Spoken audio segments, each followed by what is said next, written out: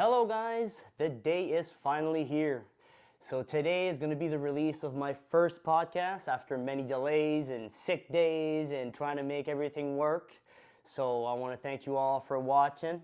And also before I start, I want to thank Jean at Trees Tees for always being there every time I need equipment. So basically this podcast is going to be sponsored by them, Trees Tees. Go check them out, support local.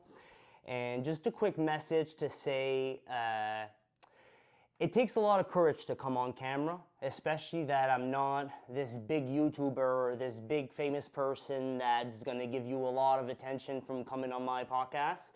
I'm new to this. I'm just from a small town. I'm just trying to spread the message on addiction and mental health.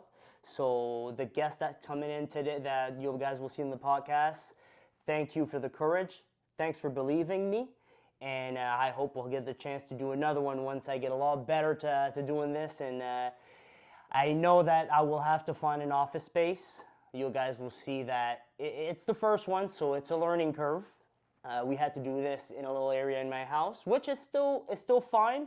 It's just I'm going to be saving up some funds so I can actually rent a local and possibly go directly to Aurum Waves, which is another local business that you guys can go check out. So on this special day, my 20th birthday. This is the podcast, and thank you all for watching, and count this as your birthday gift to me. Thank you, and on to the podcast. First podcast for Brighter Days with Matt, Let's Talk. So I got a very special guest today named Justin. So basically, Justin's an old friend and also an old co-worker that I've kept touch through all these years. He's got a very interesting story to tell us. So first and foremost, I'll let him introduce himself. So Justin. Justin Maillet, 34 years old, local rapper. Started when I was 10.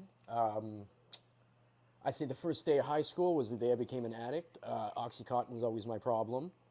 I had a doctor that didn't really want to help. He offered Oxycontin to get off of Oxycontin. It's they don't want to cure you. They want to keep patients. 100%. So that eventually led me to the methadone program. We can touch more on that later on. Yes, so basically, if I try to bring you back a little bit, like childhood-wise, like are you from here? Like how was your parents? How was your family life? Like how was that at a young age? Always from here. We lived in Riverview like periodically. Then we moved over to Moncton. On the street, my grandfather basically built all the houses. Growing up, it was all right. They were a little loud. I was neglected. I was the second child, ignored. I felt unheard, and I think that's probably part of the reason why I acted out. Childhood trauma, pretty much. Yeah. Like I had to act out to get attention. Yeah. 100%. Use it to my advantage, though. Yeah. No, I understand that. So basically, you're saying like around high school time is where the drugs came into the picture. Like, was it mainly like the people you were hanging around with, or just it was so accessible that you started touching the stuff? Or what came first? Like, to start off with weed, alcohol, partying? Or? It was the culture. Honestly, I hate to say it, music is wonderful, but it had a negative effect on me when I was younger. 100%. Yeah. I wanted to chase that bad life for no reason. Middle class. Get that high, they were trying Middle to fit class. in. Yeah, 100%. Buy nickel bags just to feel bad. I can relate so much to that. So basically, like from what I've heard from your story, like while we talked previously, like you came in the habits, you became addicted, and then how long did that first stretch of addiction lasted? I say OxyContin probably started 14, 15, and I got off it officially at 19. I graduated on time, but I was a full-blown heroin addict. Like it was really bad. Really Sickness. I was missing weeks.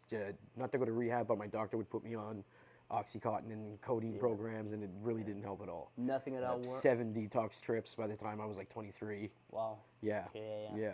Okay, so that passed. So basically, so we can straighten out the story along the way, so we don't go too fast. Like, try to think. Like back in high school, was there like a point or a story that was like a turning point for you that you vividly remember that caused that beginning of the madness, I should say?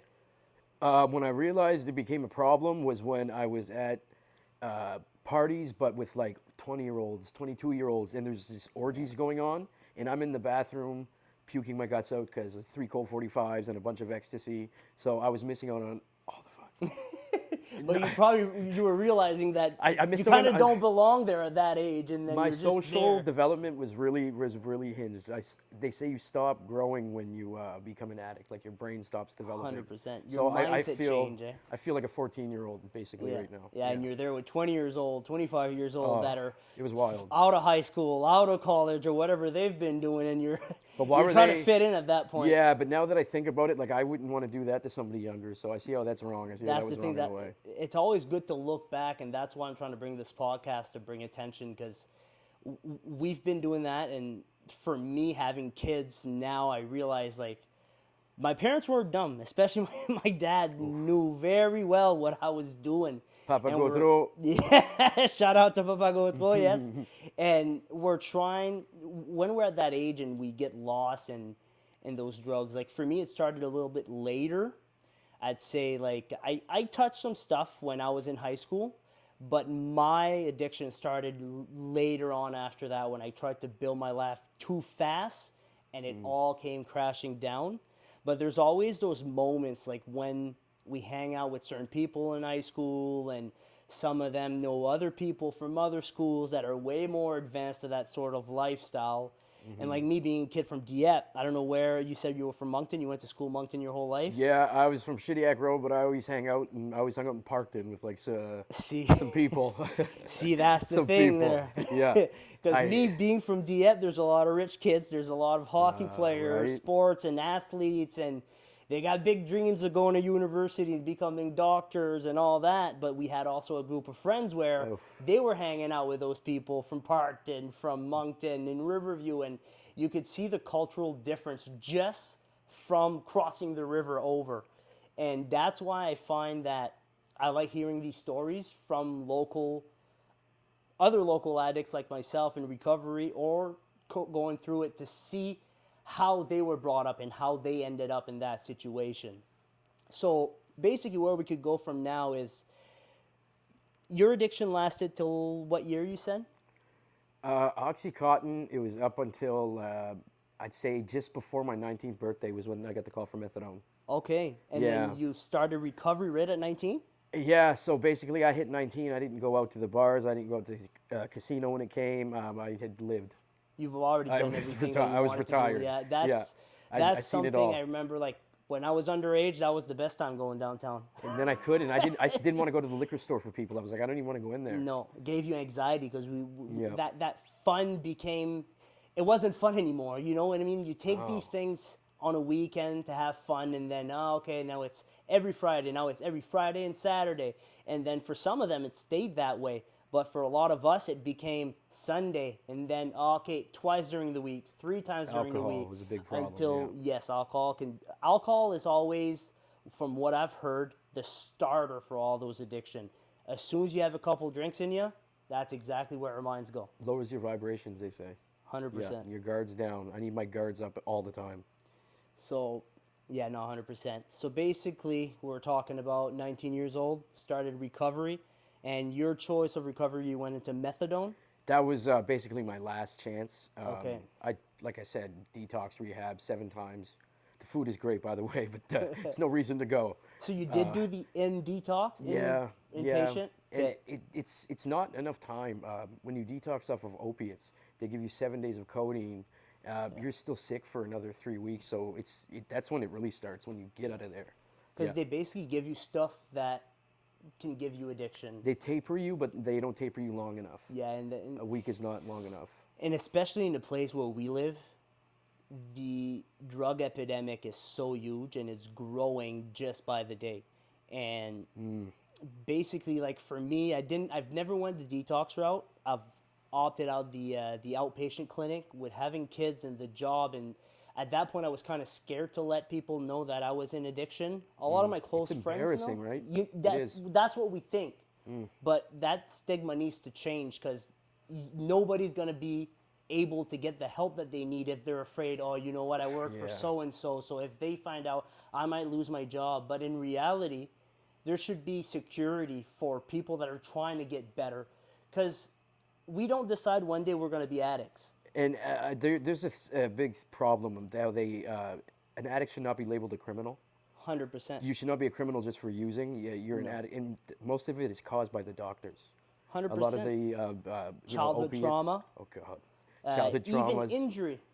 I have family members. PTSD, whatever. Anything of the sort can get you a doctor's prescription, and in a flash of an eye, you're hooked to those things. And then all of a sudden, you get judged by your family members, your friends, your employer, and all those things piling on makes you dependent even more to that substance, because that's the only thing you feel that's there for you. You know what I mean? Yeah. So it's crazy how it goes. My parents took it very personal. They made it about them. I understand, but their idea was like, how could you do this to us? Why are you doing this to us? Yeah. It's we're all chasing dopamine. It's a mental illness. We all want pleasure. We all want that happiness, whatever temporarily it may 100%. We don't want to live our normal life. We want to escape. And that's all it is. We're trying to escape. We're not doing these because at start, don't get me wrong, at the start, back in the early days when we didn't have responsibilities or nothing or no goals, withdrawals. It was the best time ever. be. When you didn't know that withdrawals existed. Exactly. And then after that, you're broke, you owe money to this and that, and then you just want your hit to not feel sick, and Or you it's can't gone get dry. it. Yeah, it's the city's You're gone dry. mean to everybody. You talk shit to everybody, and it's just it's a vicious circle. Whoever holds that drug holds the power over you. You're basically a slave. 120%. I like that. That's how the beggars can't be choosers, and it's true, right? Yeah, and that's why I'm trying to do these types of videos, because I want people to understand. It's hard for people that have never touched drugs or never lived with an addict or never studied what is addiction, because a lot of people think, it's a choice. He decided to do this. He decided to do that. But you really got to look at the bigger picture on how people get to that point of addiction. It is a mental health. It is a mental health issue, because not everybody can become an addict. It is a lot of genetics, a lot of mental health. So basically, so now we're in your recovery at 19 years old. How long have you stayed sober for from the first recovery? 19, I didn't touch a drug at all until about 2014. Towards the end of it, anxiety, and I didn't know the dangers of Valium and stuff like that. Somebody sold me an entire script of Valium for $40 or something. Benzos, those? Yeah, and I started towards the end of methadone. I was pissing dirty, and they would take carries away, and then he sent me to. I actually ended up in detox because I got addicted to Gravol. Really? 60 a day at one point, just to not be sick. No way. Yeah. Really, Gravol. I wasn't the first one there for that either. Okay, so throughout your recovery, there was issues happening. There was hiccups. There was about a good 3-4 years where I didn't touch a thing, not even alcohol. I wouldn't, and I quit smoking and everything. But I gained a lot of weight. When you're in recovery, they tell you take sugar. It helps for the cravings. Yeah. Don't say that. I used to be 350 pounds myself. Yeah, I can vouch on that. He lost a lot of weight. He's looking fantastic right now, honestly. Chasing natural dopamine. I'm at the nature parks every day. I don't care what the weather is. I'm there. Yeah, that's going back to the video I posted today. Getting fresh air, you got to get up. Sunlight. Yes. Natural vitamin D, right? Anything to get you out of your state of mind. And going on that subject, actually, how did you maintain sobriety for so long? Like, what was your go-to? Did you have certain pastime that you did every day? Did you set goals? Like, how did you maintain sobriety for so long? To be honest, anxiety and agoraphobia. I was afraid to leave the house at one point. Like, literally, I wasn't afraid of anything in general, just the outside, just the space. It's a weird thing to be afraid of that. An after effect of the addiction, probably? Methadone brought that on. Yeah. I started worrying about, okay, who do I owe money to? Who did I get in a fight with that night? I don't remember. Like, everywhere I went, I felt like I was being watched. And the paranoia, especially for those sure. benzos, they do that to you. Man, but the first 6 months of methadone, I was paranoid. Really? Yeah, paranoid really bad. Any nausea, like hungriness, like were you eating I was at high. all? I was high. High. Yeah. It does get you high, and I could have stopped at probably 40 milligrams, but I went up to 130 just because. Okay. Yeah. See, that's what. It's something I haven't looked into We still want to yet. get high, like, right? Are you familiar with the Suboxone and Sublocade? Like, is it similar than methadone? Because I know there's an option into it. I think it depends on. Suboxone, you need to be sober first to take it, which sucks. So you need to kind of detox for a few days, which I would never want to do. Sublocade is just once a month, though, I think, right? Yeah. So that's what I went through. So one basically, dispensing fee. Yeah. Mm-hmm. Yeah. So basically, I was lucky. I had insurance, but the thing is, I made a video about how to start opioid replacement therapy. So basically, you have to be 24 hours sober before you go in the clinic. Basically, they want to see how your withdrawals are reacting and what's your state of mind when you're off. Suboxone? That's for Suboxone, yeah. So basically, you go there, take a piss test, and as soon as you leave that, your prescription's at the pharmacy. But the thing is, you have to go every single day to the pharmacy. Do you have to go every single day for methadone? I had to go every single day for probably the first 6 months. I gained 6 carries. I'd only go in once a week, but it was basically more. I have friends that have been on parole and out on bail, and my methadone program was stricter than that. I Really? couldn't go on vacations. If I left the province and they wanted a piss test, I was instantly dirty. Carries gone. Wow. Yeah, there was like zero tolerance. So you couldn't go anywhere because you can't. I would have to request to go to Halifax, like if I wanted to go for a That trade bad? trip. Yeah, Okay. they were that bad. Yeah. Wow. Okay. See that the thing with that's why now they're starting to bring in the Sublocade, because I know it's out of the subject, but I'm leaving down south in 23 days, and I started back on my Suboxone just for precautionary measures, and basically, if I wasn't going to be switched to the Sublocade before leaving, I don't know how it would have went. So let's say Is you're it legal to bring that into that country? That's something that I never Brittany verified. I know Griner and the Mexico. marijuana in Russia. Yeah, well, marijuana in Jamaica you're able to. I would imagine. But it'd do my home. opioids, I'm not too sure. Yeah. In Jamaica, I'm not sure about the opiates. I know in Mexico, it's zero. It's barred. You're not able to bring any, because Yeah. the Suboxone is a synthetic opiate. So it is still considered as a classified medicine. Right. So, and the bad part with the Suboxone is you still get withdrawals if you stop taking it. So let's say you're going on vacation, you're spending all that money to go on vacation because I you're wouldn't finally go. doing good, Wouldn't and go. you can't bring them with you, and then you end up sick your whole vacation. I wouldn't go. I couldn't. That's it. Yep. So the Sublocade, what's nice is I go on the 5th, they give you an injection, it makes a little bump there on your stomach, but you're good for 27 days, I think it is. Don't have to go back. The cost is more, but it's a one-time fee, and depending on the insurance, it can rate from anywhere from like $20 to all the way to $150, I think, for the. They wanted shot. $17.50 a day for one drink at the methadone shop. So it's a drink. Yeah, it's the orange juice. It's the orange drink. I don't know if you remember in the news. It was about a year after I got on the program. A child in Salisbury ended up. The parents left the cap off, and he drank it and died. Really? It's anybody so that's was not it used to Carrie opiates. that they had? Yeah, and they just left it open on the counter, and it's orange juice. Oh, So my. the kid drank it, and yeah. Yeah, because those things are very potent. It could like, kill somebody. It could kill a grown man if they're not used to it. 100%. Yeah, That's why they keep it so securely. Like that's why it's hard to have carries. I had to have a lockbox, like a gun lockbox. Yeah, that's what you do. In the States, they killed a man because the doctor didn't know. He prescribed him 350 milligrams his first drink. By that, they misprescribe. His first day. Because he didn't know what to give him, right? He's like, oh, you take 5 Oxy 80s a day, I'll give you this. That's not how it works. No way. No, that's why they start at 30 milligrams. It's usually. crazy to see. There's a lot of stories online if you guys want to go take a look at it. It's endless. Yes. Especially in the States where this is a epidemic. Like it's a crisis right now, the opiates in the States. And like methadone isn't the answer for everybody. Some people can go to rehab once and, and get it done. Yeah. I think I was just dealing with mental illness. I've suffered from that my whole life. See, that's the thing. Mental health plays a huge part when you're in addiction because it almost comes hand in hand. You know what I mean? Because you're self-medicating to try to avoid or to fill that void that you feel in your life. Yeah. So actually going back to that, so I don't know if you're okay to talk with that. I mean, we can cut it, but wanted to go over the fact that you fell off the sobriety at one point. Yeah. And it was just these people hit me up randomly just and asked if I knew anybody looking for benzos, and I was like, I've been feeling kind of anxious lately.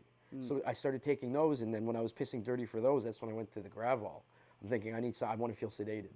So Shoppers, $10 for 100.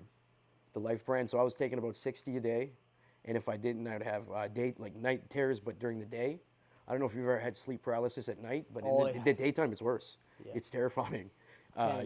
Skin was crawling. I was hallucinating. Is there something that came in your life that caused you to go off the wagon, other than people messaging you, or that was mainly the big thing? Didn't cut off the right people from your life? Yeah, I guess I just. I never thought about it. The doctor would always ask me, do you have any cravings, any bad thoughts? And I just blocked them out. But I think they were always there. I just didn't want to acknowledge them. Like I say this, Once an addict, always an addict. Even if we're either in active or in recovery, but we're always an addict. We're always going to have that. That's another thing I've always mentioned. You're never sober. You're in recovery. I don't care how long Food, it's been. clothing, chocolate, whatever. Running becomes an addiction. Yeah. It does. Yeah. So basically, when you have that in your blood, it's in your blood. So when you're finally sober, you're not sober. You'll always be in recovery because it takes one time, and you're back to 0 days. That's why I say no days off. People tell me that I'm doing more harm by going 7 days a week and not resting, but I'm a creature of habit. I take 1 day off, it's going to be 10 years. So I push. So pick the healthy habits. 100%. Yeah, that's what you got to do. Yes. So. All right. So basically, that's going to be the end of that. I just want to thank Trees Tees for sponsoring this podcast. I know it's a bit short. It's the first one. So that's why I want to thank Justin for taking the chance on me and believing and coming over to tell us his story.